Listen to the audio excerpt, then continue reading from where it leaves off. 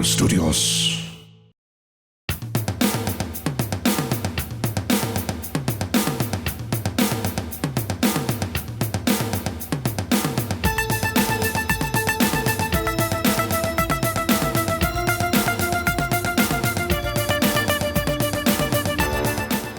Welcome back to Laughing in the Dark, the podcast where I hang out in haunted places with comedians.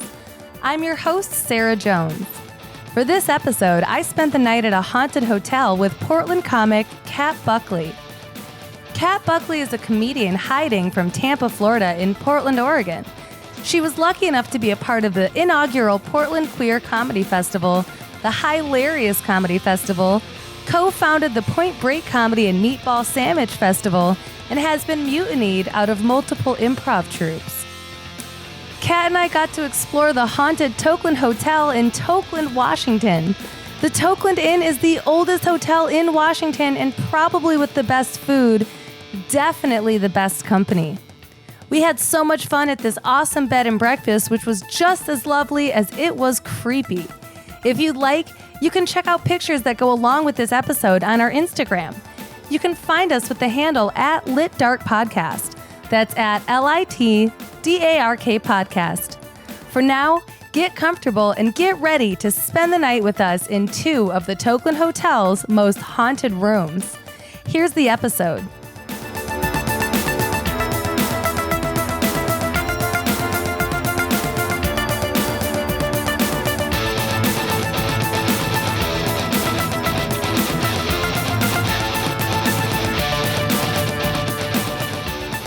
Okay, so I am sitting in room 7.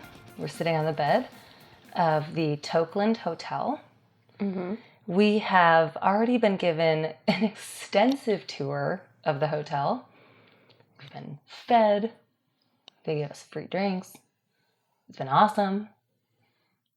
I almost feel like a pig being like fattened for slaughter, you know? Mm-hmm. Like it's very Wicker Man vibe, but a little friendlier. Wow, I like that analogy. That's perfect. I love it.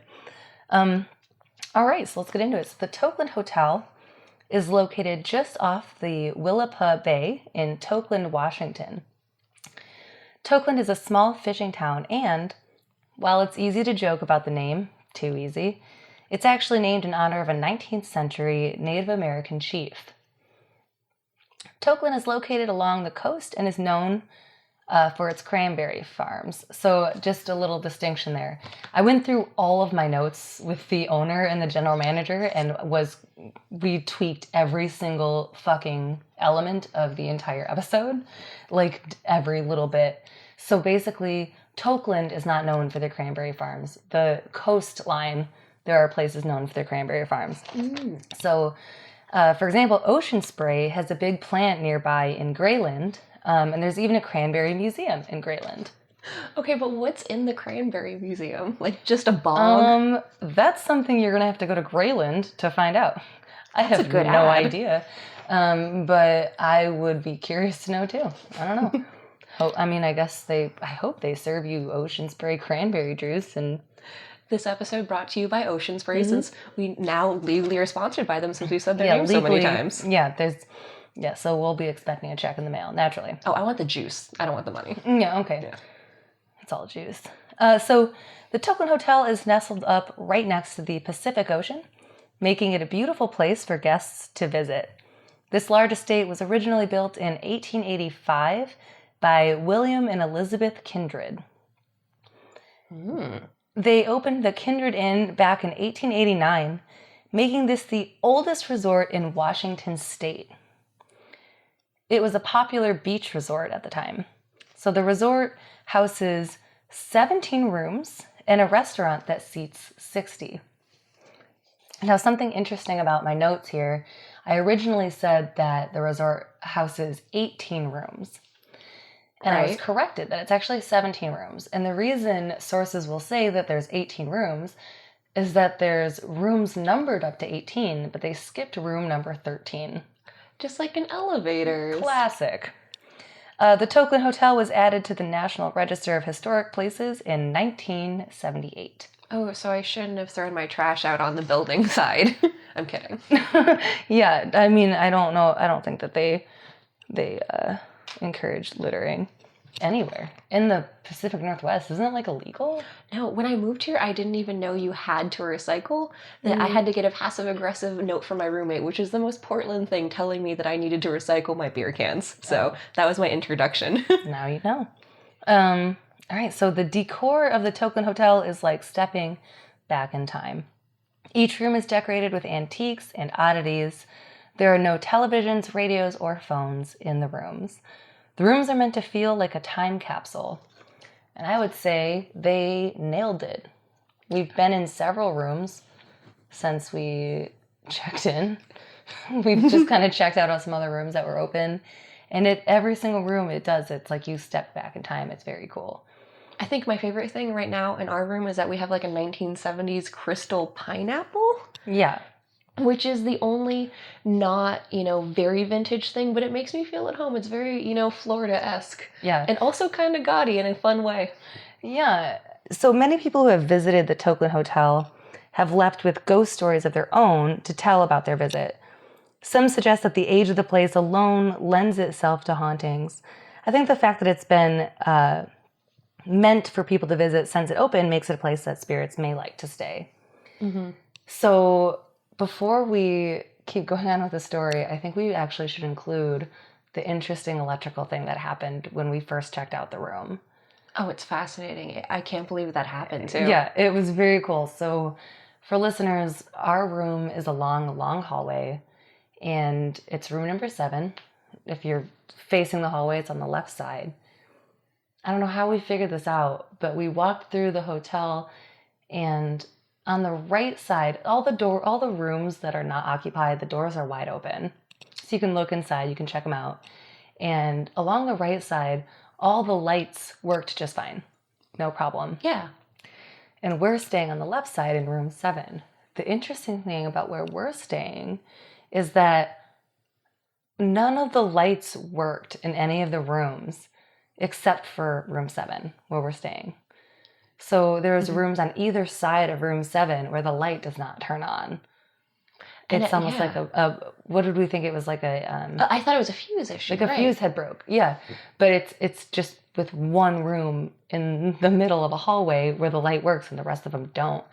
And so I actually asked the owner about it. I said, hey, has this ever happened? Or is room 7 connected to a different breaker or something, that there's any kind of explanation for this? And he just stared at me and said, no, I've never heard that. And I don't know how that's possible. And then Liv, the we haven't gotten to Liv yet. Yeah. Liv, the daughter of the owners who was with us when we did all this, she said that she went and told her stepmom about it, the Heather, the other owner here. And that she said, oh yeah, that happens sometimes.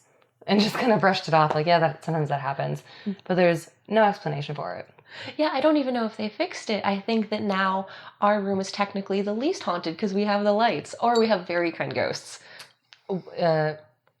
Yeah, I mean, I don't know if I would even say it's the least haunted. I would say it's obviously different from the other ones, which makes it stand out, Then, like, if all the rooms are not... I would think the lights not working is like a bad thing, and the ghost or whoever is protecting us, making sure we have our lights. There you go. Hey, that could be too. Yeah, exactly. That's a very positive outlook.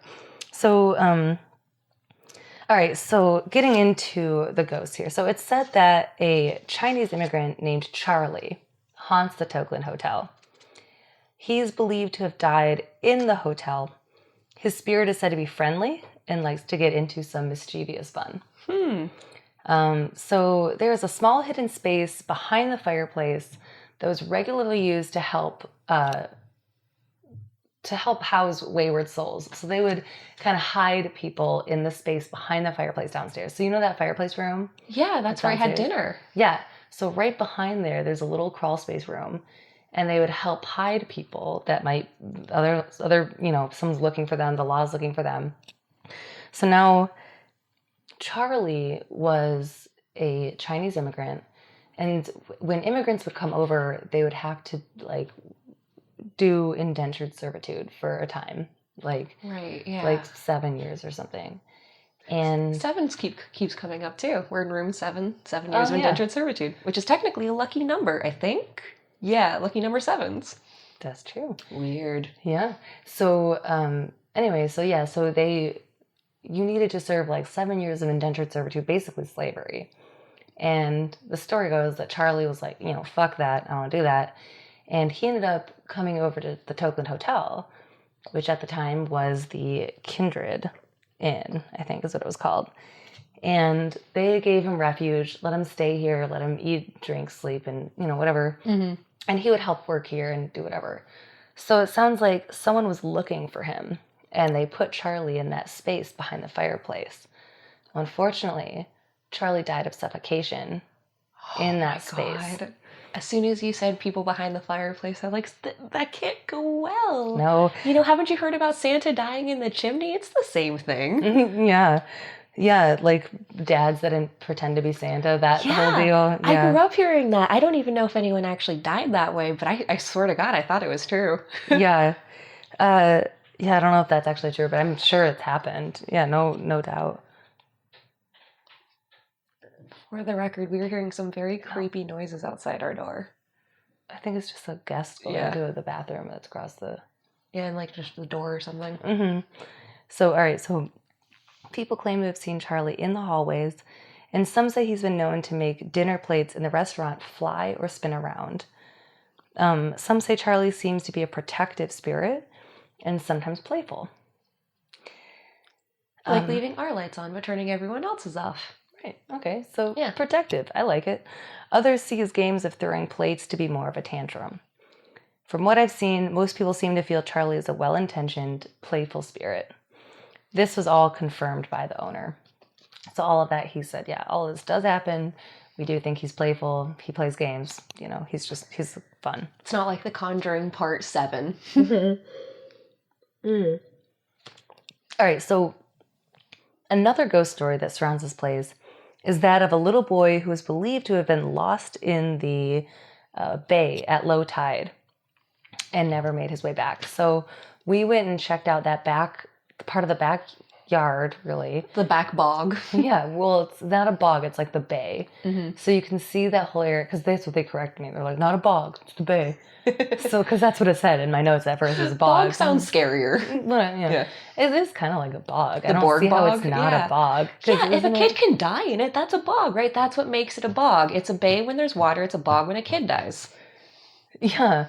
No, but it really was a bog that we were looking at, wasn't it? Like, because there's like... It seemed like there was like a marsh, and it was kind of like... It felt like my feet would get stuck if I walked into it. And that's how it is. And he asked, I can't remember who, but one of the two people giving us a tour asked if we wanted to walk into the bog or bay. And it's like, what are you trying to do? Have us be like the kids? I know.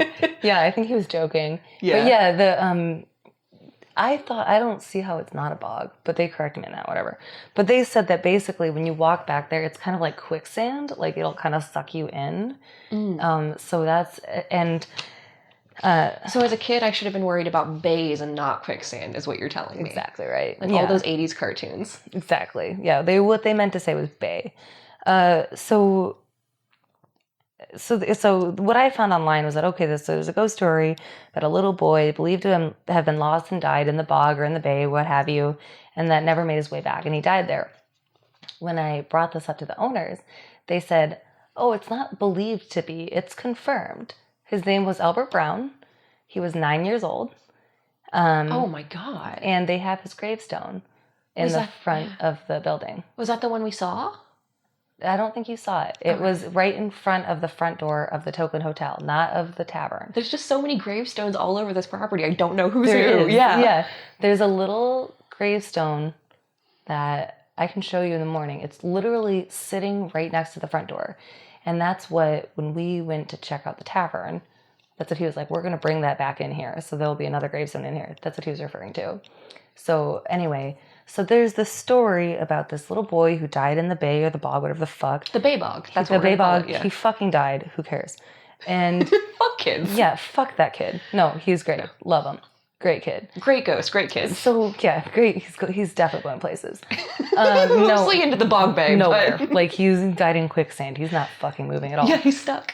Yeah, he's quite stuck. I mean, and metaphysically as well. So anyway, who cares? And he didn't have a lot of ambition, so he was just stuck in all the regards. But anyways, this dead kid in the bay bog. Yeah, could not. So anyway, His name was Albert Brown. He died when he was 9 years old. Wait, that's an adult's name. That's not a child's name. Albert Brown. Like, no one... Adults were once children. No! Believe it or not. This kid died a long time ago, too. So this is like old name. But, so yeah, Albert Brown, he was a little kid, 9 years old. Livy, who is...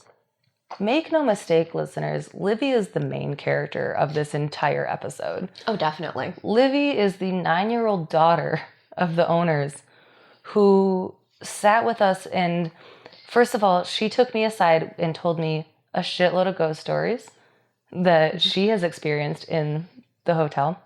They live here. We'll get to this shit later. But Livy sat there and told us her favorite movie's The Conjuring. She just is like a fucking awesome little badass. I love her so much. It's disgusting. So Livy told me a story of this little boy. Mm-hmm.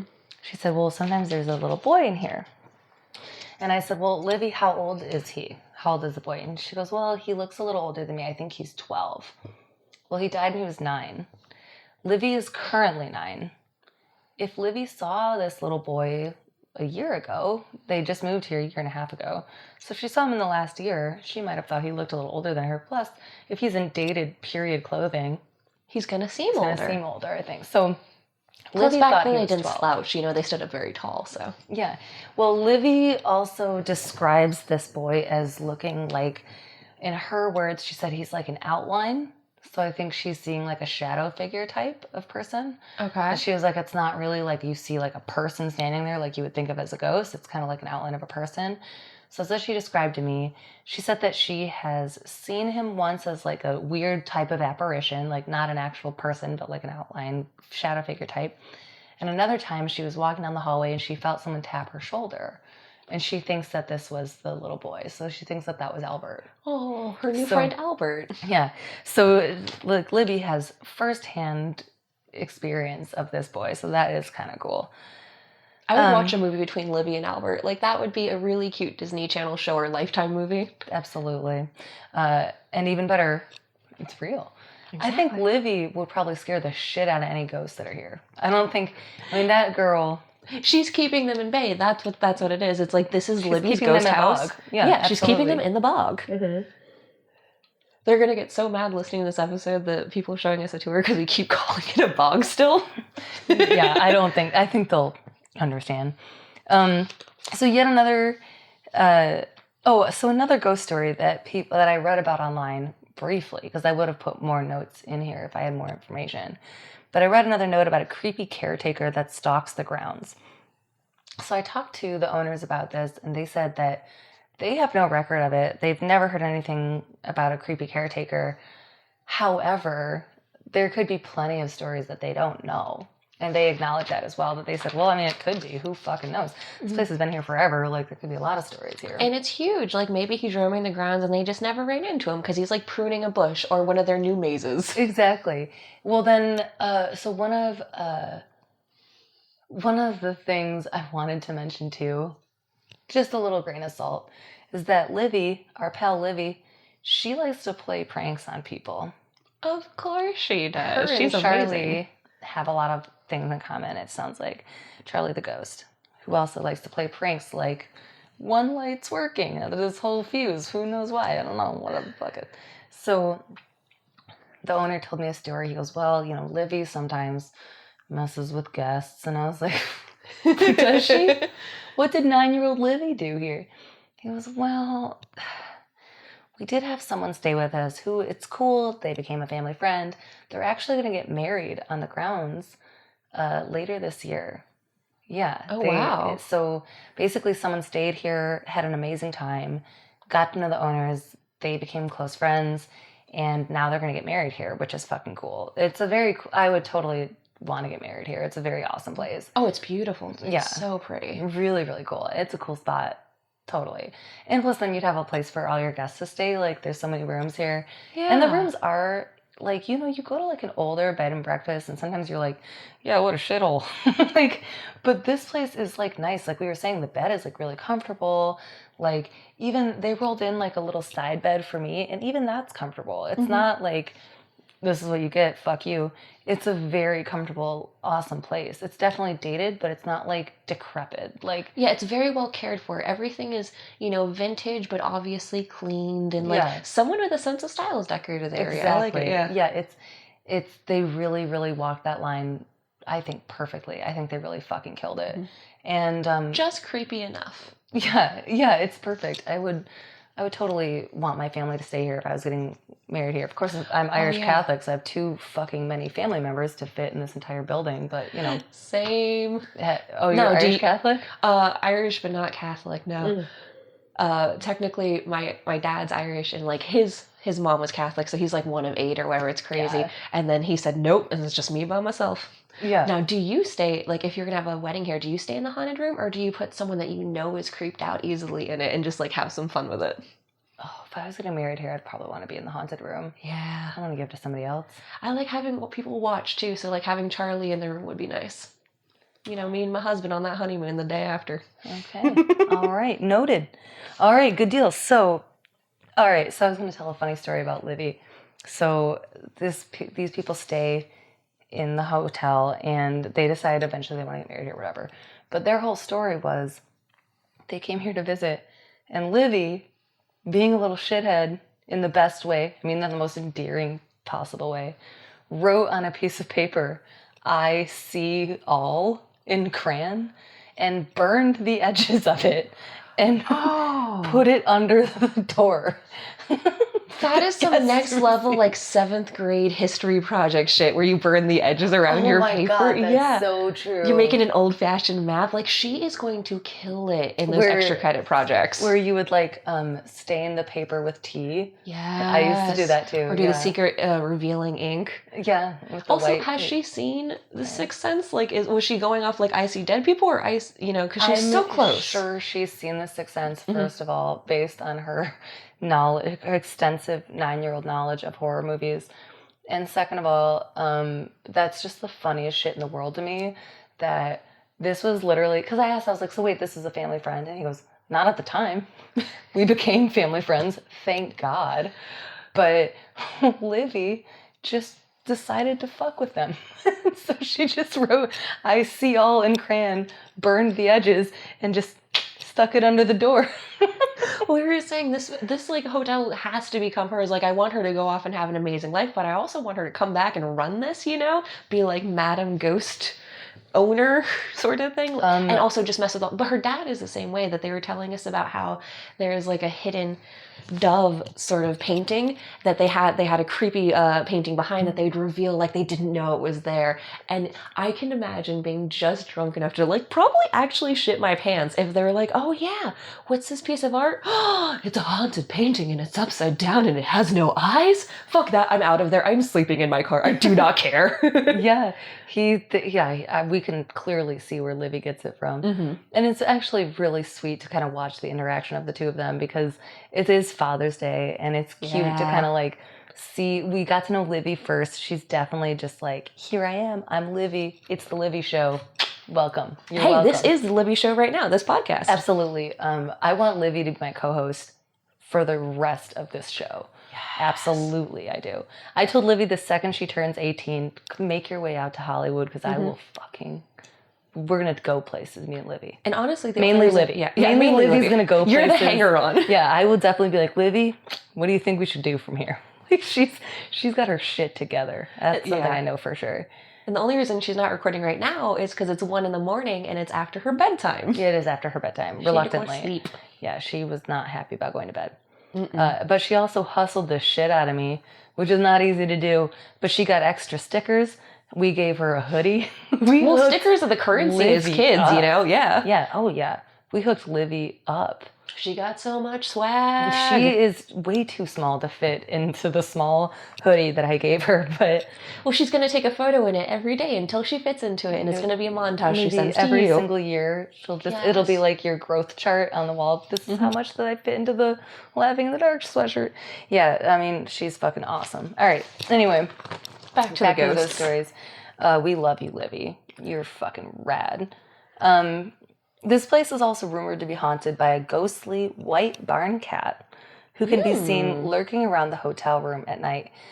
So again, this was confirmed not only by Livy, who has also seen the cat, but by the owner. It's a white cat. Livy described that, and the owner confirmed this as well, that it's in room 3 that they see this cat for some reason. And the cat will kind of come up at the end of the bed and just will chill. And I think what happens is that the people who stay here don't realize it's not just a cat that lives here. Because they have orange tabby cats here. They have 2 orange tabby cats. And they are the nicest. Oh my gosh, I've so never cute. met, like, when, okay, so I was eating in a separate room while you guys were going over all of the information for this episode, and the cat crawled into my lap and started nuzzling in the nook of my elbow, and I swear to God, I started crying. Like, I was just like, I'm like very close to my period, so I'm hormonal. I was like, this is the love that I needed. And it started making like biscuits on my arm, like the best cats. Cute. I've never heard of cats meeting as making biscuits, but really? I like it. Oh, it's a southern thing, yeah. Oh. Yeah, making little biscuits. Oh my God, cute. Yeah, so anyway, so those are living cats. Actually, Livy made that joke where she goes, yeah, those cats are alive. And I said, for now. And she just started cracking up. I was like, yes, this kid has that dark sense of humor. I love her. I'm going to take her, probably. She'll be fine with all her pets dying. Like, she's ready for it. Yeah, she knows what's happening. She knows what's up. Mm-hmm. You can't pull one over on Livy. She's one step ahead all the time. Exactly. I am taking her to California, I think. I think you should. That's kind of the plan. Yeah, I think that's what, so. Well, her dad mentioned someone offering her a trip to Hawaii as a goof, and it's like, that's not far off. If you're charismatic enough, you can get anywhere in life. Yeah, this kid can get, she already got so much merch out of me. Yeah, that so I did many not stickers. intend on giving out. Yeah, it was great. I used to have a sticker book as a kid, and I feel that, man. And okay, the nice thing is you have glow-in-the-dark stickers, and I never got those as a kid. No, who did? Exactly. I've never had one either. Well, now you have a bunch. Okay, for now. Not spend too much time with Libby. Or Livy. I keep trying to call her Libby. But yeah, she is a little hustler. God, I love that kid. All right, anyway, so there's this little white cat that people see, and apparently they know the name of the cat because it actually belonged to the Kindred family that used to own this hotel. But then they actually, like, it was kind of funny hearing Nick and Zach, the owner and the general manager, going back and forth, and they went over the notes with me. They were trying to be like, what the fuck is that cat's name? And they're like, it's like Mrs. Tinkles. It's like Princess. Please be Princess Tinkles. Like, just like they didn't really say Tinkles. I'm just bullshitting. But they said some things that would just, it sounded like the funniest, like, lamest cat names. Like, they're just like, it was something just like, it's Miss Kitty. It's something, yeah. That was my grandma's cat's name, was Miss Kitty. Oh, like, really? Yeah. So imaginative. So lovely cat, but. Oh, yeah. My best friend in high school had a cat named Kitty, and we would always say Kitty's pissed. Like, that was just like our thing. So we'd always just be like, oh my God, Kitty's pissed. Like, I don't know why that started, but we all said it all the time. Anyway, hey, you guys. I know they're listening to this show. They're like, Kitty is pissed. Kitty's pissed. I'm going to get a text message when they listen to this, and they're going to be like, no, but Kitty's pissed. And I'll be like, I know. She always is. At least your friends listen to your podcast. Like, that is a big accomplishment. Congratulations. I mean, I pay them, but... Okay. Just kidding. I don't have any money. Anyway, so the 2 most haunted rooms in the hotel are said to be room 7 and room 4. Room 7 is said to have been the site of a grisly murder a long time ago. Whoa. So that's the room that we're in currently. Although it's difficult to find details of this murder, leading me to believe it must be an urban legend, or that perhaps the details of the tragedy have been covered up, but I doubt it. So unfortunately, I don't think this was the site of a grisly murder. Sorry about it. But this is the room that has the most activity. In fact, they said that they reported some activity in here a week ago. And then I think that he just got distracted and didn't fucking finish telling us the story about it. Yeah. They were like, they were ruffling up the covers. Yeah, he told us that the people in this room were having sex, went to a casino, and that was the end of the story. Yeah, and then, we got a little distracted, and that's it. Yeah. So something happened. We don't know what, but it happened last week. And besides... After some good old boots knocking. That's yeah. So the owners make no bones about the haunted rooms. In fact... Hey. Good joke. In fact, when you go to book these rooms, each room has a name. Room number 7 is simply known as Haunted Room. Love it. Yeah, it leaves nothing to the imagination. I expected Charlie. Well, they do say that Charlie is the one who haunts this room, but while room 4 is known as Poppy's haunted room. That's a lot creepier. Poppy's haunted room? I think it's because poppies are painted on the wall in that room. There is nothing painted on the wall of this room right now, but they have an artist who's starting to put up paintings in all the rooms. So I'm sure they'll eventually paint something in this room. I can't tell if having old-fashioned vintage flowers on the walls is creepier or just 4 white walls. Like, the longer I'm in this room, the creepier it is. It is. The 4 white walls it's very psych ward type feeling. Yes, that I didn't realize this till we were sitting here for an extended period of time, but there's no art, there's no decor. Like, I expected no phones and sort of thing, but I did not expect them to lean into the, like, stare into the abyss and go mad aesthetic. Yeah, I think that's just in this room. All the other rooms have paintings in them. Oh, good, it was intentional. Yeah, maybe. Maybe they just want to leave it alone. I don't know. However, some sources point to room number 3 as being among the most haunted, and that was confirmed by the owner. The owner said, no, it's room 3 and 7 that are the most haunted. Because 3's cat room. It's where the cat's seen, and it's also known as the Robert Plant room. Okay. Because Robert Plant once stayed in that room. We'll get into it. So the 3rd floor was at one point used only for storage. Currently, we're on the 2nd floor. That's where all the hotel rooms are. Guests were not to go up to the 3rd floor, though the sounds of footsteps and something that's described as sounding like scraping coat hangers are said to be heard emanating from the 3rd floor when nobody is up there.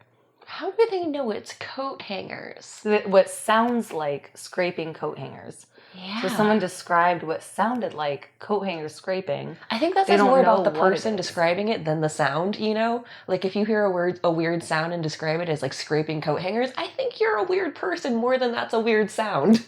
I don't know. It could have been moving furniture, you know, but they went with coat hangers? But furnitures would not sound the same as scraping coat hangers. Yeah. I guess, like, that would be a very thin sound. What it is I'm trying to put it in my head, and I don't know what that sounds like. I can kind of hear it. It's very like light. A tinny, thin scraping sound. Like salad fingers. That's what I'm getting. You know, from the early 2000s video. Yeah. I think it's maybe someone just trying to put an explanation to, like, what it sounds like. Today, the family of the owners lives on the 3rd floor of the resort. So our girl Livy, her sister, her brother, her stepmom and dad, they all live on the 3rd floor. Livy is the main character. Oh yeah, she is the heroine of our story. Absolutely. Of all of our stories. She is the hero of the hero's journey. You didn't know that? Yeah, she is. So they all live up there now. And I asked the owner, I said, do you ever hear anything weird when nobody's there? And he's kind of a skeptic. And even though he confirms some of the things that have happened here that he can't describe, he was like, yeah, there's stuff that I've heard that's weird, but I don't know what it is. Could be anything. But it is kind of weird up there, but I don't know. Anyway, Catherine, one of the previous owners at the Tokeland Hotel, who lives next door. You remember we went into that garage with all the wood? I do. She lives in that house. Oh, okay. So Catherine, one of the previous owners at the Tokeland Hotel, has some stories of her own that she's experienced here. In one instance, Catherine saw a strange apparition that looks like a cumulus cloud hanging in the hallway. She watched it curiously as it floated there for a while, then disappeared entirely. Another time, Catherine found herself locked in an upstairs room. While she was in the room, the door slammed behind her and was locked from the outside. No, that's a big fear of mine. Like, getting locked into rooms too is just a concept. Like, that's from the outside, and our door locks from the outside, doesn't it? Or we were trying to figure that out. It locks automatically. It locks automatically. There we go. Yeah. So you can still open the door. You'll be good, but nobody else will be able to come in. It'll be. Through the crack in the door, she could see where the latch had come down. When she felt around to turn the light on, she noticed that the switch wasn't working. No way! Oh my God, so that totally happened tonight. Yeah. After a few minutes of her growing more panicked in the room, she heard the click of the latch opening, and she was free to leave the room once more. She says she thinks that this was Charlie playing a harmless prank on her. Harmless, but also terrifying. Exactly. In December of 2017, the Tokeland Hotel was purchased by a local chef named Heather Earnhardt. Heather is also the chef at a popular Seattle restaurant called The Wandering Goose. And there's a cookbook in the front of the hotel, and there's 2 cookbooks. One has an amazing biscuit sandwich on it that we were looking at. It's like bacon and peanut butter and banana, and oh my gosh, like I would come here for the food alone, you know, because Seattle's so expensive, but here you can get like a nice meal and bury a body and no one would be the wiser. No, exactly. You got your whole bog out there. Exactly. You got the bog for the bodies. Yeah. And come in for the biscuits. Breakfast and bog, B&B. There we go. That's the original B&B, biscuits and bog. Right. Yeah, there you go. She now resides with her husband, Zach, and her kids on the 3rd floor. She cooks for visitors at the Tokeland, and countless reviews rave about her cooking. So they cooked us dinner tonight. They made us burgers, and they were fucking phenomenal. It was one of the best burgers I've ever had. Me too. It was so good. Like the cheese and the pickles. Like, I mean, you guys can't experience what we had, but it was so fresh and so rich. And it was the first thing I ate, and it was almost midnight. Yeah. So I ate it like a dying man, just ravenous, you know, like, oh God, I could eat another burger right now. So good. And then, but even after that, so what they made us, they said they just make for family. Like, it's not even on the menu. Yeah. Which made it better somehow. Not gonna lie. It was very homey. Mm-hmm. But Zach, Heather's husband, the owner, said to us, he said, you're going to come down for breakfast, right? And I said, yeah, we're going to come get breakfast. And he goes, okay, because, like, we are really known for our food here. Like, we have really good food here. And I was like, dude, yeah, hello. We'll totally be here. Hey, I'm waking up at 8 a.m. for this breakfast. That's how much I believe in Better it. Be fucking good. Oh. No, I'm just kidding. Yeah. So, anyway, yeah, so that's one of the big things people rave about here. So, like, if you don't give a fuck about ghosts, which I don't know why you're listening to my show, but if you don't care about that, or let's say you do, but your spouse doesn't, and you're trying to convince them to come to the Tokeland, you got a great excuse. She's an amazing chef. Mm-hmm. Your partner can come for the biscuits. You come for the bog. Like, there you go. That's how it works. I mean, there's always a biscuits and there's always a bog in a relationship. Yes. You know who you are. Are you the top or the bottom? Are you the biscuit or the bog? You're the biscuit or the bog. You know who you are. Yeah. So, well, there have been countless sightings. No guests have ever experienced any kind of attacks by the ghosts yet. However, so I my original notes said, well, no guests have ever been attacked in the hotel. And Zach, the owner, corrected me and said, well, okay, I don't know if you count the screaming as an attack. What? And I said, what do you mean? But actually, Livy had told me about this a little bit. But he said, well, actually, in room 7, for some reason, when bigger, more muscular men spend the night in room 7, for some reason, they get woken up at 6 a.m. by screaming in their ear. And Talk about a wake-up call. Multiple times. And they have had some people leave, and they fit that same description, and all they say is, I'm never staying here again. And they'll leave early, and they'll be like, all right, cool, like, whatever, sorry. And other times they'll say, yeah, someone was screaming in my ear at 6 a.m. It was the weirdest thing. So, and it's always, like, bigger, muscular men. It's fascinating, too, because you always think supernatural, paranormal things happen at night, but 6 a.m. is, the start of a day. Like, can you imagine that being how you start your day? Like, was that a ghost? Am I going crazy? I have to go to lunch in the bank, and, like, was that a ghost? Like, that's all I would be able to think about for the rest of the day. Whereas, like, at night when something terrifying happens, you can, pass out and pretend that you were just drunk. Yeah, but it's like, you're sober, and what the hell was that? Yeah, exactly. It would be totally scary. Really... It would have been interesting to test the theory. Yeah. But among the guests who have stayed here is the famous horror writer Stephen King. Oh. Yeah, I love Stephen King. Oh my gosh. As well as rock star Robert Plant, the lead singer of Led Zeppelin. Yeah. Which is why Room 3 is named. You should have brought my dad. He loves both of those. I should have brought your dad. Joe Buckley, why are you not here instead of me? Is he No, he's not muscular. Oh. He's a lovely gentleman, but no. Yeah.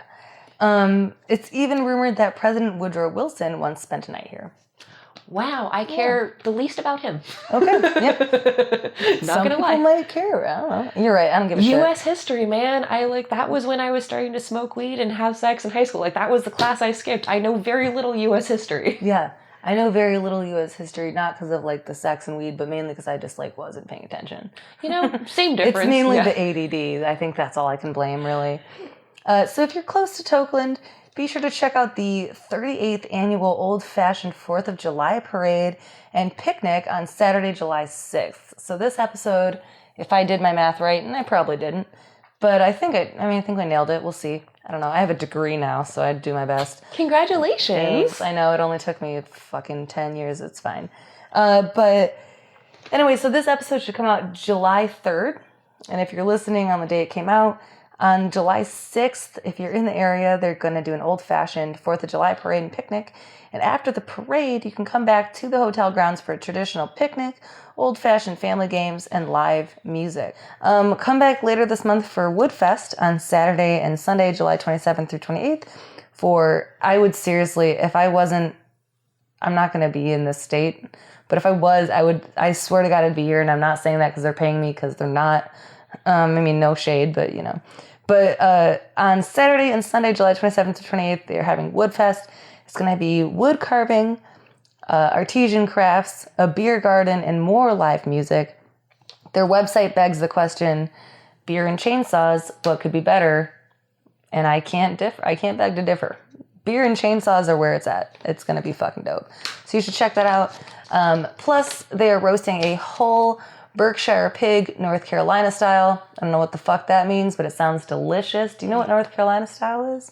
No. Yeah. I didn't know there was a difference. I don't know, but any way you roast a pig, I will, that sounds good. Oh, yes. So there are tons of events coming up at the Tokeland Hotel. If you can't get here soon, though, don't worry. Check out their website, tokelandhotel.com. That's TOKELANDHOTEL.com to find out more. And make sure you check out, there's two real main events that we wanted to talk about. In October, they're going to be doing a bunch of cool shit. They're going to be doing these themed dinners. So there's, I don't remember fucking most of them, sorry. But they all sounded fucking cool, I swear. So look that shit up. And then they're also doing on October 26th, 2019, this is a big one. They're doing a huge costume ball at Captain's Tavern, or it's really Cap's Tavern. So CAPT, like, you know, Captain for short. You with me? Yeah, brilliant. Yeah. All right, so Cap's Tavern, it's right next to the hotel. They're going to do a huge costume ball. That's October 26th, 2019. Check that out. They're also going to do their first annual Toke Fest coming up soon. It's also known as the Cannabis Wellness Festival, which is what the Chamber of Commerce insists that they call it. They want to call it Toke Fest because it's like perfectly named. Tokeland Toke Fest. Are you kidding lean me? in, you know? That's what I was taught as a woman. Lean in. Yeah. Well, so the cannabis vendors will be educating on the health benefits of CBD, and that is going to be a really fucking cool event. So make sure you check that out. And again, check out tokelandhotel.com to find out all these cool events. It's like every month they have something cool going on, so make sure you take a look. It looks rad. So now that is kind of what happened at the hotel. We're going to get into a paranormal log of some of the stories that people have from visiting here. But before we do that, I mentioned that there's going to be a costume ball at the Cap's Tavern, which is literally right next door to the Tokeland Hotel. And as I started talking to the owners about this, they said, well, you know, that tavern, it was originally the tavern that came along with the inn when it was the Kindred Inn. They said, you know, that tavern is like 20 times more haunted than the entire hotel. He was very enthusiastic about how haunted it was. They were very enthusiastic. Nick, the general manager, lives over there. And he said, well, you know, someone shot himself in the bathroom and there's all kinds of shit that happens there. There's activity going every single day. But, you know, yeah, they said the couple that they bought the hotel from and that used to live in that side little tavern and sold it to Nick, and now Nick lives there. He said that there's a husband and wife team. The husband, when Nick moved into it, said, be kind to the friendlies. I wrote these down as quotes. He said, be kind to the friendlies. And Nick was kind of like, I don't know what that means, like whatever. And then as he kind of started having subtle experiences, he was like, oh, okay. So you're talking about like friendly spirits that live here, like be kind to them? Okay, got it. after he had lived there for some time, the wife had come back to visit and was kind of talking to them. And she looked over at Nick and said, "How are the Disturbed treating you at the tavern?" That is a lot creepier of a sentence than treat the friendlies well, you know? How are the Disturbed treating you? Oh, it's almost like you have this yin and the yang, you know? Like if you treat the friendlies well, they'll protect you from the Disturbed. Yeah, that's kind of how it sounded to me too. So basically I went over all my notes with the owners and I said, this is what we're thinking about doing, like whatever. And they said, well, you know, the tavern right next door is honestly more haunted than the hotel. However, we've already confirmed something paranormal going on in this room, in room 7. The lights, which I cannot get over. Yeah, it was crazy. So I was met with this conundrum. So how am I going to do this episode? Like, where are we going to sleep? What are we going to do? Like, should we sleep here? Should we sleep there? What should we do? And we talked about it and we said, well, why don't we just have one person sleep in the tavern, one person sleep in room 7, and then we'll reconvene in the morning and kind of talk about our experiences. Get the most bang for your bog. Exactly right. So I kind of made this decision and I said it to Kat right in front of Zach, the owner, and Zach's eyes just grew 10 times. 10 sizes that day. Are you sure you want to do that? That you both want to sleep alone in the most haunted places on these grounds? And I was like, yeah, that's fine. We're adventurers. Fuck it. Are you kidding? Yeah. So that's kind of what the plan is. I'm very excited. I'll be staying in the room with the lights and Charlie. Yes. I don't know. I cannot get over how wonderfully uncomfortable this room is. Like there's no fan.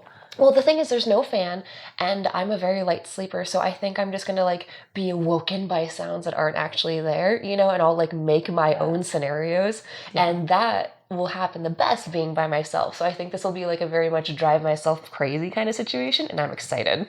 Yes. Rad. I told Nick, the general manager who lives in the little tavern, he said that there's a separate bedroom over there in there. And he's like, we're going to give you that room. And he goes, well, look, you know, it's not the hotel. Like I'm not, it's kind of hard to, and I told him he better just give me the best fucking quality room he can. I want him to take the rubies out of the paintings we've seen all over the property, you know, take the diamonds out of the vault. I was like, I need you to, fold the towels in. Okay, that's a door. In 2 shapes. Yeah, we should stay quiet because there are guests staying on this floor. So, all right. So, let's get into some of these paranormal logs that... Yeah, so what it is there is a binder that the hotel has where guests are encouraged to write down any sort of paranormal activities.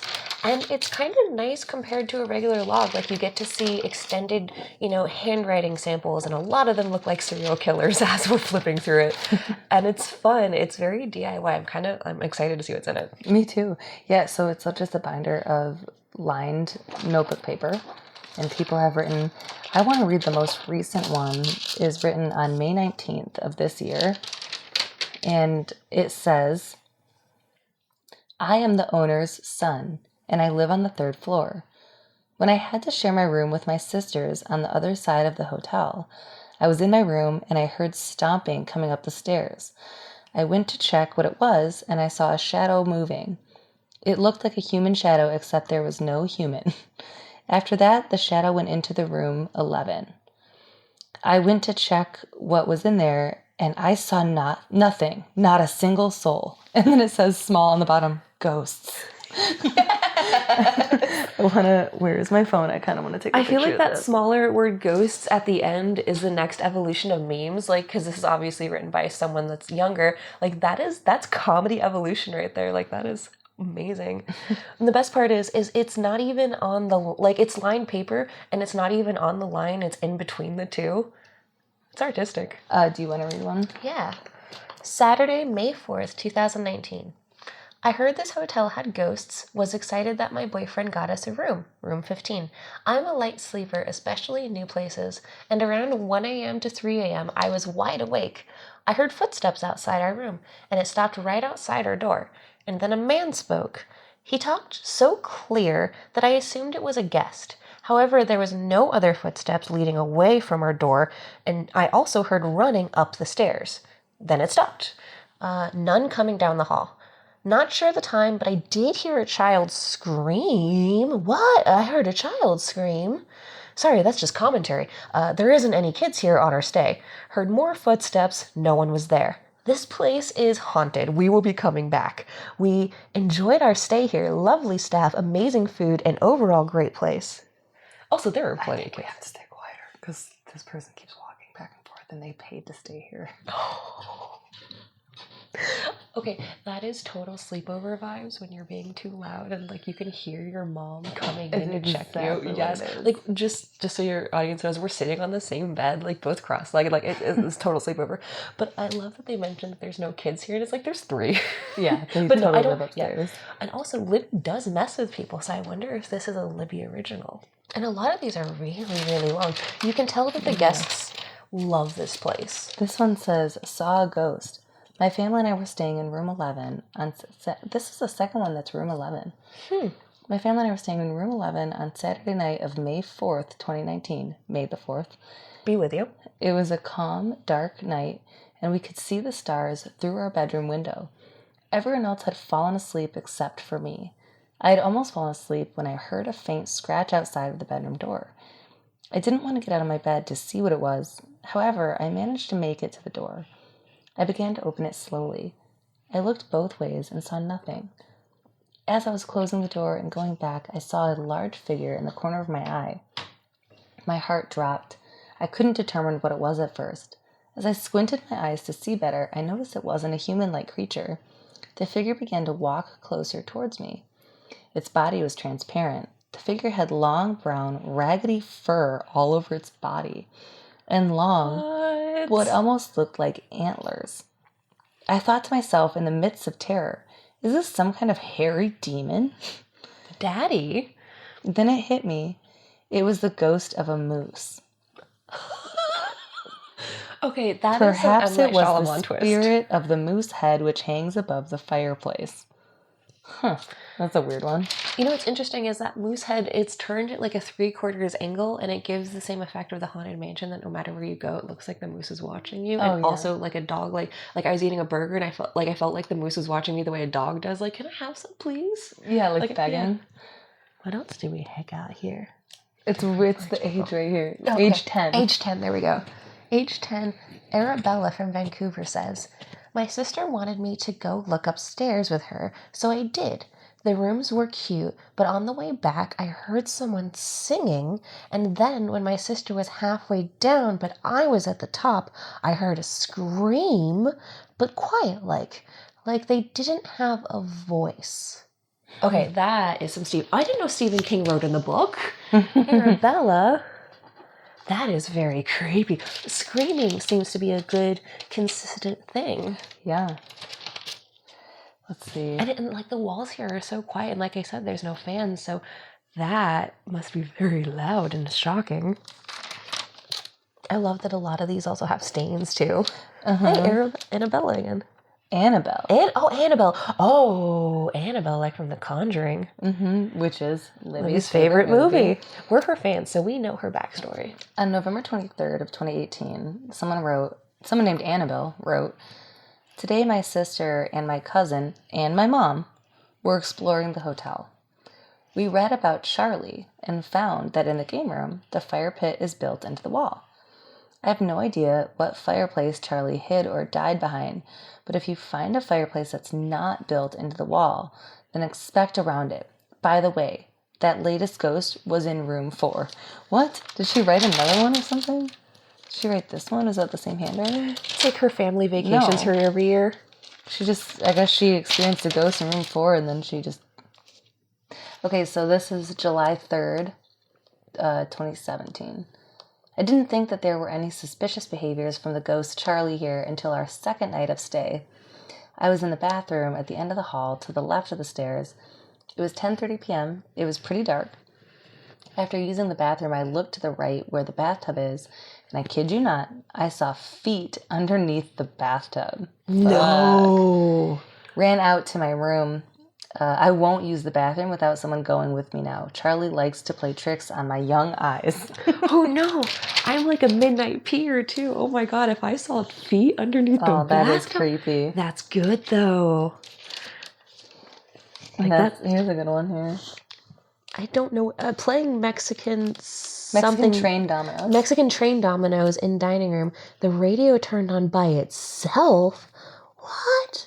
And the owner talked to us about the piano playing several notes. Right. Yeah, a little strain. Kathleen said that she was alone in the hotel. Nobody was staying here. And she walked out and she heard 6 notes played on the high end of the piano by itself. Which is terrifying. July 16th of 2016, room 10. My name is Connor. This story is somewhere to Thea's. I think they mean similar. Yeah. When Thea and my grandpa were getting ready to go to bed, we turned off the lights and saw a shadow of a cat moving its head slowly. We all that it was Fluffy. We all thought it was Fluffy. We all thought it was Fluffy, the hotel cat. And then when I moved my head, it was gone. Connor Brown. Oh, good job, Connor from 2nd grade. Like, that's just the impression I get. I hope I see a ghost cat. That would be lovely. That would be cute. So this is what Connor was referring to. 7/16/16, room 10. Hi, my name is Thea. And last night I was here with myself, my uncle, and my cousin.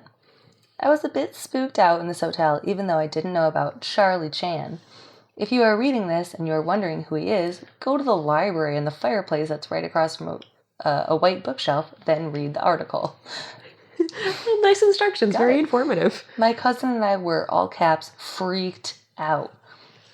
We heard a little noise near the hall upstairs, floor number 2. Then we met a very adorable cat named Fluffy. If you see a cat around here, that's probably his or her name. Even though we didn't see the presence of Charlie, I could feel it. It's just the weird thing is everyone says, beware the stairs. Love, Thea Flower. I haven't heard beware the stairs yet. No. Does that mean someone like fell down them? Oh God, that always freaks me out. Like I always have to hold on to a handrail because I'm terrified I'm going to fall down the stairs or fall into a grate. You know, little simple stuff like that. This one says, September 5th, 2015. Staying in room 18. The door was locked when we were not staying in there, of course. I went upstairs and unlocked it. While getting ready for bed, I saw the door between our room 18 and 17 suddenly open. This door was bolted, locked. I then watched it shut. I figured our friends in room 17 were playing a joke, so I ran out to catch them in the act. They both were still downstairs with my husband, Jeff. I went back upstairs, and when standing in the room, the door once again slowly opened. When my friends and husband came upstairs, they tried locking the door back, but the lock in room 17 wouldn't lock with room 17 key. Joking around with my husband used room 17 key on our side and was able to lock the door. We all realized they could have never pulled the prank without having our room 18 key to get into our room and then using room 17 key to unlock the door between us. That's a lot of detail. Yeah. I feel like I went on a journey with that person. I also stopped listening about midway through that story. So sorry. Yeah, well, it was a lot of yeah. And then I went here and then I went there and then I turned myself around. Yeah. These are a lot of just thank you, we had a great time, great place to stop. No, someone drew a little tiny ghost. May 3rd, 2015. We heard piano keys smashing and Tip, he's... It's some very, very old school cursive we have here. It's just shitty. It's shitty cursive. It's not old school. Above out room, I don't know. Heard doors slamming lightly. We heard waves outside our window, even though there were no waves. Yeah, we are near the water. Here's another one that says the same thing. May 2nd, 2015. Heard a noise from piano, but no one was there and keys were moving. From Lizzie, 6th grade. Yes, love it when they put their grades. Does Charlie have any sort of musical background or any details relating to that? Because the piano is coming up a lot. So actually, this was something the owner pointed out to me, that he was like, for some reason, people keep attributing the ghost to Charlie, but like it's definitely not just Charlie. So I don't think Charlie had any musical background that we know of, but there definitely could be a different ghost that's playing piano keys. Yeah, it's the 9-year-old who had to do lessons that he hated. Or, like, also anyone can, like, hit the piano keys. You know what I mean? Like, it's not like they're actually playing a song. Like, it sounds like they're just, like, hitting the keys. So it could be anyone. It could be me. I could be hitting the piano keys. Definitely you. I'm the ghost. That's the end, like, third act twist. I'm the ghost. Yeah. And we finally brought my body home. Do you want to read one more? Yeah. Let's read the first one. Ooh, and it's perfect. So what's the date on it? It is October 14th, 2014. Okay. All alone, walking down the stairway. Suddenly, felt something drop past my right shoulder and hit the floor. Reminded me of a coin dropping. Though it might be one of our group, but I was by myself. I spearheaded the area completely and did not find any source of what might have caused the sound or feeling. I think the thing I want to highlight about that is like how stylized it was written. There was no use of I whatsoever. Yeah. Like I felt weird reading it. Like I felt like I should be giving it radio presentation. And also this friend totally thought so like it sounds like something dropped past their shadow. They thought it was their friend but couldn't find their group. Weird. Very weird. It seems like the staircase might also have a lot of activity. Yeah, it does seem like that. Or it's just a lot of people going to the staircase looking for activity, seeing other people who are at the staircase looking for activity. It could be something like that.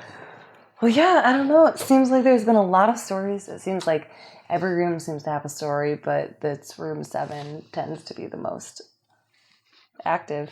So I say we call it a night and we see what happens. What do you think? I'm so excited. I can't wait to go mad. Okay, great.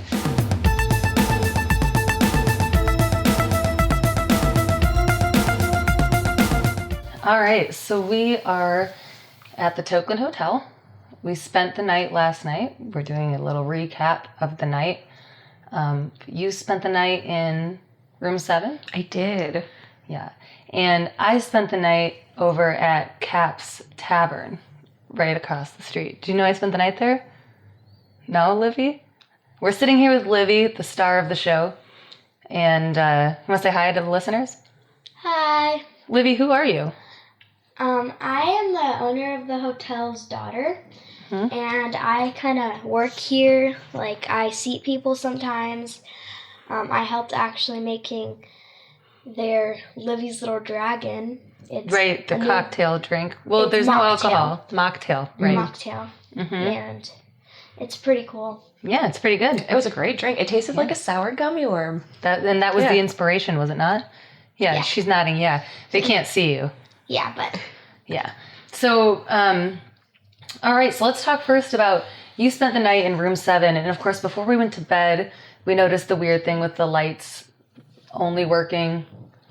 on one side. On one side. And I thought that was so considerate. I love that we had the light in our room, we had the light in the bathroom, and that was it. Like, so all the other bedrooms, yeah. All the other bedrooms were out, but if I needed to go to the bathroom, I could just wander on down.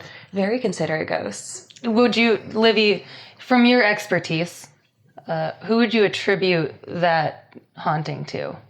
I think it would be Charlie that would be doing that, because he's like the owner of the haunts, I guess. He's the lead haunt. Yeah. Head haunt. Yeah? The head honcho haunt. Head honcho. Head honcho. Head honcho. Too easy. We tried. Yeah. So, okay. So you spent the night here. You told me that you woke up at what time? I woke up exactly at 6 a.m., which is crazy because I do not do that ever in my life. And the weirdest part is okay, the context for this room is there's nothing on the walls, there's no fan, it's very, very quiet, and you can kind of like actually hear yourself go insane. And so I could hear, my blood pressure like rushing through my ears, and at 6 a.m. I'm awoken by the most intense, like high-pitched sound in my ears, and it's obviously like, my blood, but it kind of really did sound like a scream. Like I would... And you said it's obviously your blood? Yeah, like, how sometimes when you get stressed, you can, like, kind of get a conch shell effect where you can, like, hear maybe it's just me. Maybe I'm discovering that that's like a very unique thing about me. But if I get very stressed, I can like, get like a kind of hear my blood, or like a high pitched sound of that. And it was crazy because I didn't have any nightmares, but that's a stress response that happens like when I'm scared or nervous, and I woke up like that. And you've experienced that before? Yes, but never this intensely. And I'm not just exaggerating for the podcast. I was genuinely surprised by like, I could not hear anything. It was just like in my ears, in both of them. And at first I thought it was someone's phone alarm. Yeah. And I know it's 6 a.m. because I wake up, I hear that, I am freaked the fuck out, and I check my phone and it is 6 on the dot. It's not 6:01. It is not 5:59. It is 6 a.m. It was wild. I am a little bit of a skeptic, but that got me because that was like I couldn't control that, Yeah. Oof. And that is, I think, Livy, you're the one who told me that that's what people experience in this room. Isn't that right? Yes. I also have another thing. I have a question for you. Did you hear any other noises besides that? I could obviously, like, it is quiet, so I heard people walking around, and that's pretty normal. I did hear a lot of phone alarms going off in the morning, but no, I didn't hear, like, plates. I didn't hear any hangers, on the ground or any piano keys. Yeah. But yeah. No laughing children or anything. No, unfortunately not. That would have been so cool, though. Yeah, a hotel guest came up to me, and they said they were looking out the window at nighttime, and they heard a scratch on the outside of the hotel. And so they looked outside, and no one was there. That is terrifying. Spooky. And so I thought it was interesting because actually Livy was the first person to tell me, and then it was confirmed by the owners that, for some reason it's usually when men spend the night in here, like big burly men, is that right? That they will hear... and they were like military men, big muscular dudes will come in here and then they just never want to stay here again because they wake up at 6 a.m. and they hear screaming in their ear. Mm-hmm. Yeah, that sounds right. Yeah, and so it sounds like you had a very similar experience, but it wasn't like screaming, it was like a high-pitched. Yeah, like high pitch. Yeah. And what's interesting is when that stress response triggers for me, it'll be like in one ear, like it's very much like a conch shell effect. Like you can just hear the inside of your head a little bit, but it was deafeningly loud. And like I said, I'm a skeptic, and that really did get me. And it was in both ears? Yes, in both ears. I couldn't hear anything. How long did it last for? Longer than I wanted. That I sit up, I can still hear it. I check my phone at 6 a.m. It's not going away. For a second, I was like a little medically worried, like what's wrong with my body? And I just take some deep calming breaths, and I could hear it like dissipate, and then it went away in a few minutes. In a few minutes? Yeah, it took a while, and I wasn't having nightmares. I wasn't stressed. It's a beautiful hotel. I had a lovely night. So like to wake up that like I bolted up. Yeah. Yeah, that's awesome. I spent the night in the Caps Tavern. That's what it's called, right? I think it's just Caps Tavern. Caps Tavern. It's like Captain, but for short, like CAPTs. Caps Tavern. Yeah. So I spent the night over there, and no one has ever had access to it besides Nick, who lives there right now. And there were a couple previous owners that were over there. It used to be open as a tavern back in the day when it was the Kindred Inn. But so far... as it's been the Tokeland Hotel, nobody's stayed over there. And I unfortunately did not have a haunting experience. I was up drinking wine with Nick, the general manager, and just talking and hanging out for a while. But I slept in a room with drawings of like little girls that scared the hell out of me. No. Yeah, it wasn't. It just was creepy the way they looked. Yeah, I have a question. Was it like wallpaper illustrations, or was it someone had put up drawings that like their kid had done? It was like actually Nick's grandpa did a couple of them, and then another one was a painting that I think he just bought and put in there. Oh. But my dad bought that. Your dad bought that one, the painting? Yeah. I also have something that happened last night.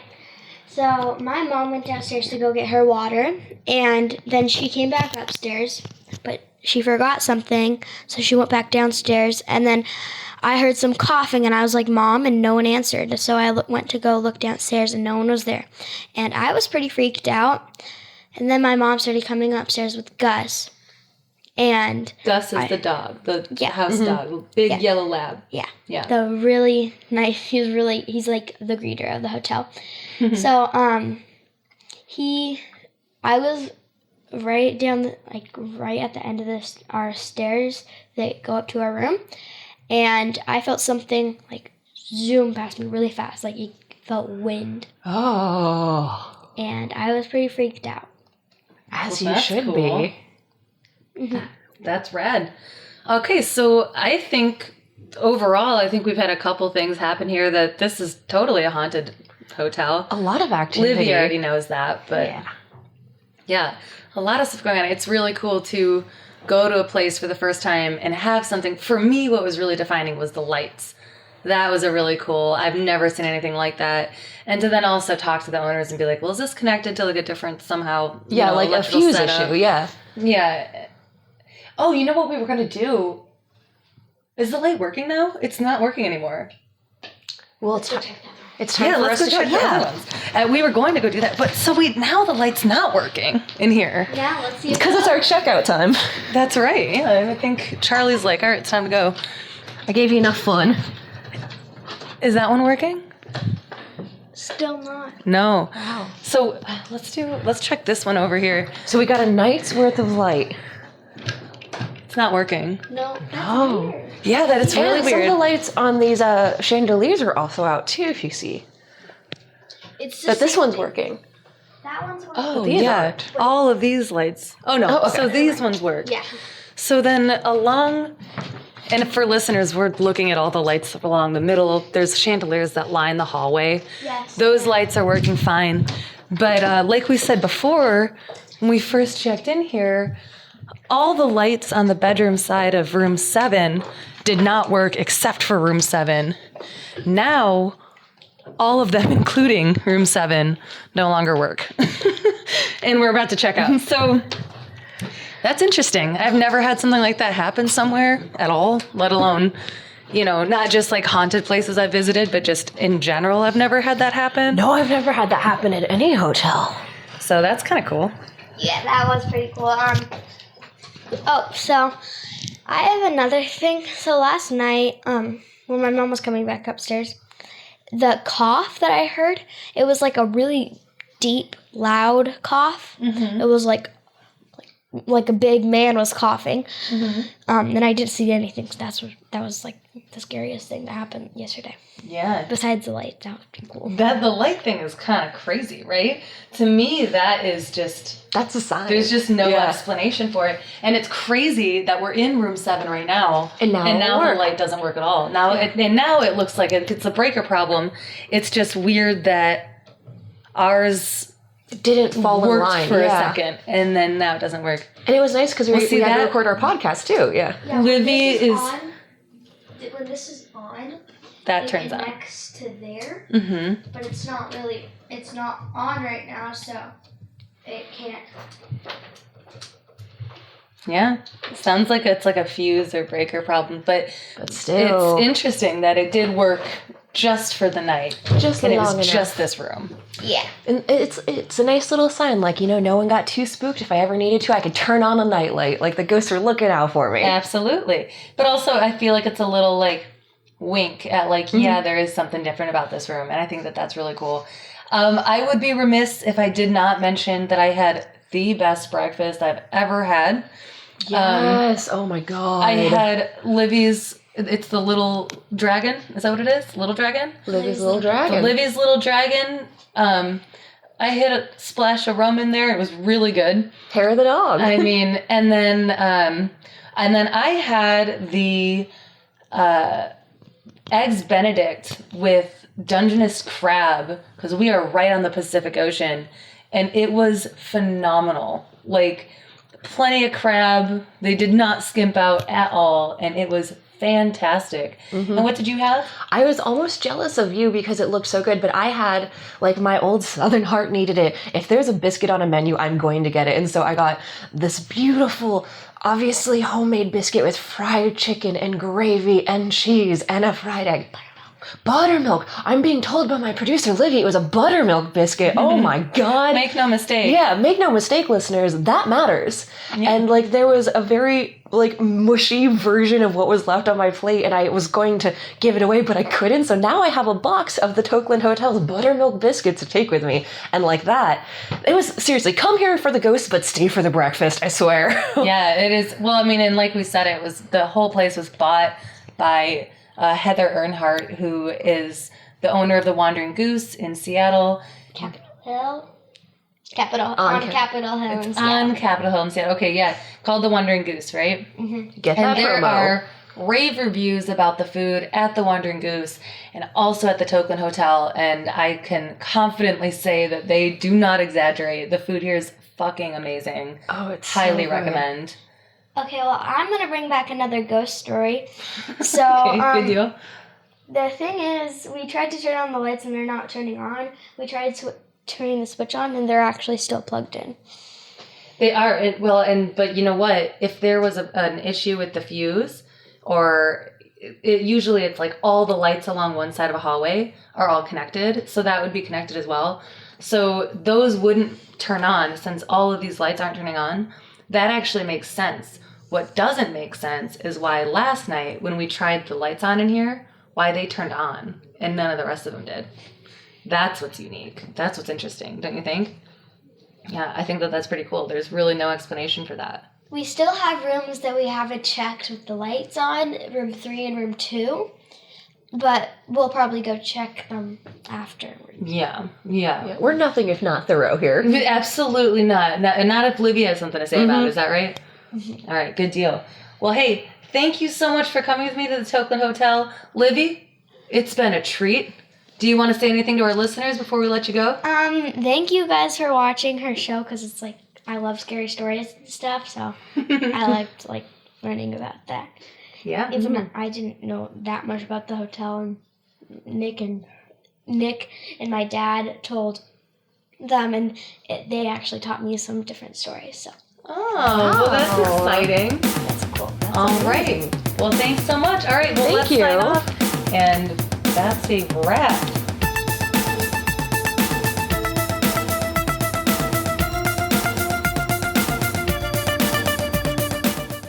I hope you had a good time exploring the haunted Tokeland Inn with us. I, for one, will never forget Livy. Easily my favorite person I've ever met via this podcast, and probably just in general. Stay tuned at the end of this episode for a special one-on-one interview I had the honor of conducting with this spooky little lady. Be sure to find Kat Buckley on Twitter with the handle @awkwardlyyours. That's at AWKWARDLYOURS. While you're at it, check us out on social media too. You can find us with the handle @LitDarkPodcast or visit our website at litdarkpodcast.com, where you can take a look at what's new, check out our merch, or just drop a line and say hello. Special thanks for this episode goes to Randall Lawrence, my producer in Cranival Studios, Jonathan Cooper, my graphic designer, Sarah Schneider, my manager, and of course, all of you for listening.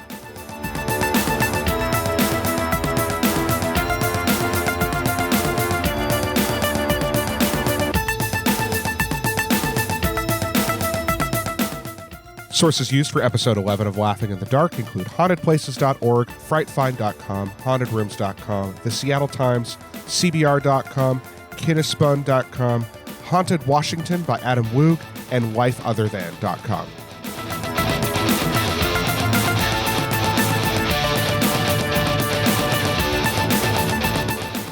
Laughing in the Dark is brought to you in part by Heck Yeah Studio. Heck Yeah Studio is a creative effort working with people to create meaningful things.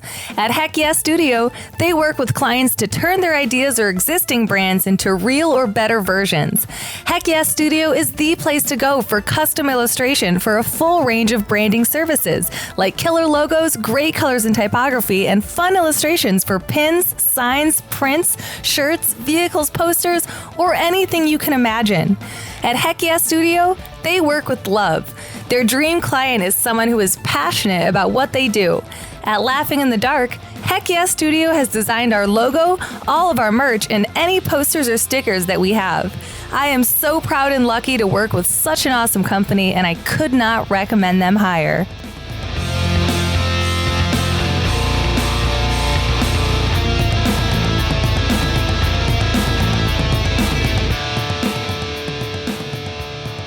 So I am sitting here with, what's your name? Livy Ella Young. Livy Ella Young. Ella Young. But you go by Liv, right? Yeah, you can call me Liv or just Livy. Or just Livy. Yeah. So make sure you're speaking up too so we can hear you on the microphone. Okay. Perfect. So, but it's L-I-V-I, right? L-I-V-I, yes. Yeah, okay, good deal.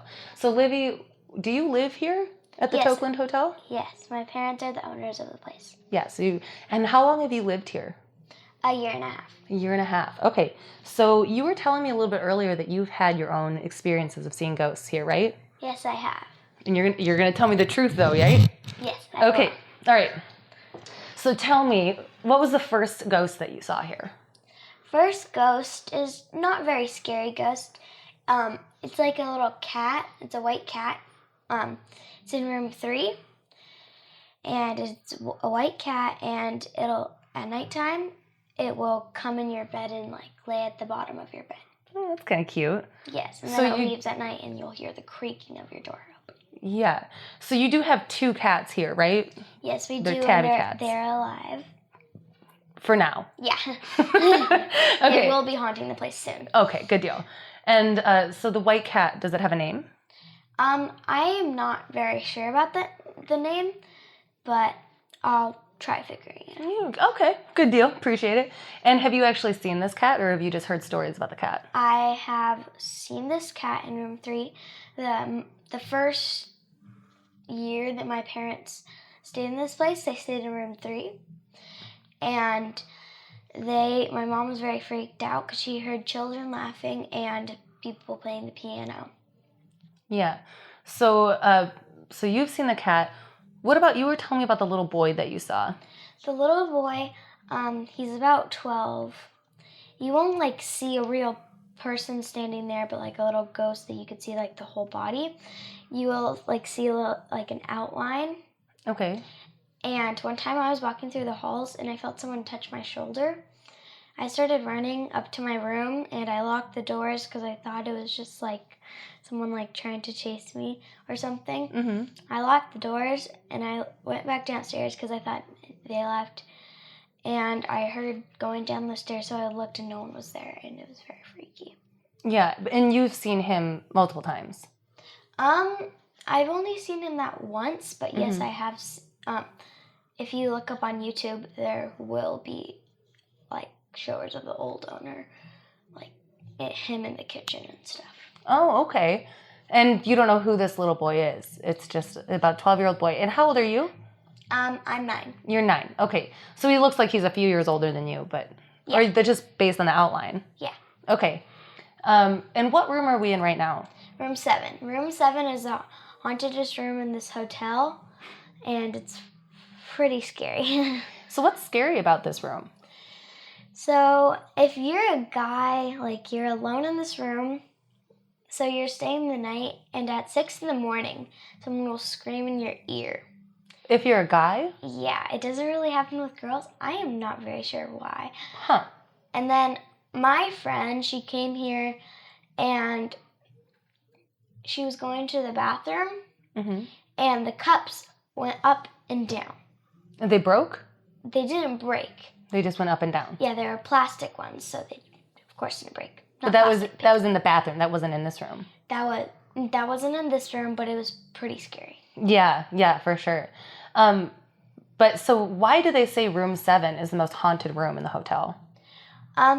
Because Charlie haunts this room the most, and there's like the most scary ghost in here. Mm-hmm. So And that's the Chinese immigrant. So by now, for the listeners listening to this episode, they've already heard the whole story, so they know who Charlie is. Yeah. But he's supposed to haunt this room. Yeah. Do you think when men hear the screaming at 6 a.m., do you think that that's Charlie? I am not very sure about that. I'll have to do some research. Yeah, well, I mean, and it's like you don't have to be positive. It's just what you think. So, but you've heard that story. You've heard it from guests and people? So some guests that come here, they're a part of the Kindred family. Okay. And they used to own the hotel, and they built this hotel. So Charlie, he escaped up off a boat. I don't know, like, the beginning of the story. He escaped, and he swam here.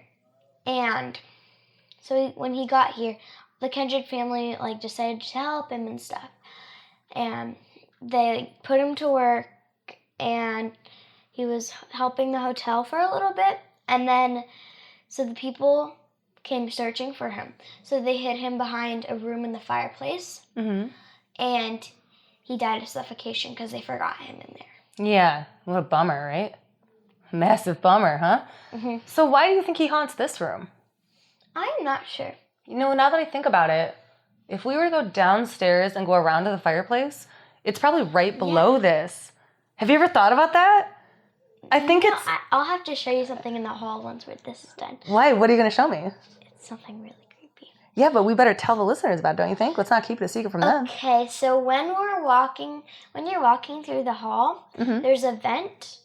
And if you look inside the vent, we keep all our wood in there and stuff. Yeah. But that's where Charlie died. Oh. Right So down to the right here? So you know in the fireplace room, since we're at the Tokeland Hotel, when you entrance, you turn, and then you'll go through, like, the dining room and stuff, and there you're in the fireplace room. There's this it's a huge wooden panel. On that, to keep it shut, is a huge, like, what is it called? Like, it's like something that keeps a fire up. You squish it and it blows on the fire, and I know what you're talking about. What is that thing called? Something that starts a fire. And then when you take that off, you'll open the big wooden panel. And then there it will be like a huge stack of wood, and if you look over, you'll see Charlie's, like, where he died and stuff. Cool. That is pretty cool. I'm excited to go check that out. But I wonder if this room is right above that spot. Do you think it is? I'm trying to think about if we were to walk downstairs and go around, it might actually be right above it. This is right above where the music was playing. Okay, but that piano's in that same room. Yeah. Interesting. Because I'm trying to think, I wonder why he would haunt this room, but, like, that's the closest thing I can think of. Well, that's pretty cool. So have you ever seen ghosts anywhere else other than here?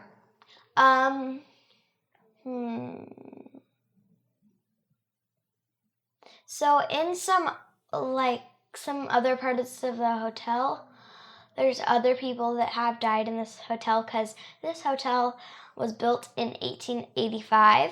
Since 1885. And right now it's 2019. So there's, of course, some people that died. And so some of those people, they were like, so there's the Kindred family. There are some people that died in the Kindred family, which is... The cat was actually a part of the Kindred family. Oh, really? And then, like, Lily, that was his owner, Lily, I think. Yeah. And Lily haunts this place too? Yes, I think. You think so? Yeah. I'm not really sure, but can't always be positive. Oh. Well, awesome. Well, thanks so much for telling me your stories. You're welcome. This is pretty exciting, huh? Is it cool to live in a haunted hotel? Yeah. Pretty cool. Do you ever get woken up by a ghost at night? One time I heard a door slam. I told my mom, and my mom was like, "It's just wind." And I was like, "I believe you." Yeah. Well, cool. All right. Well, thank you so much for being on the show. How exciting. Thank you. You're welcome. Do you want to say something else before we sign off? Well, I just wanted to say bye. Bye, guys. Thanks for listening. Carnival Studios.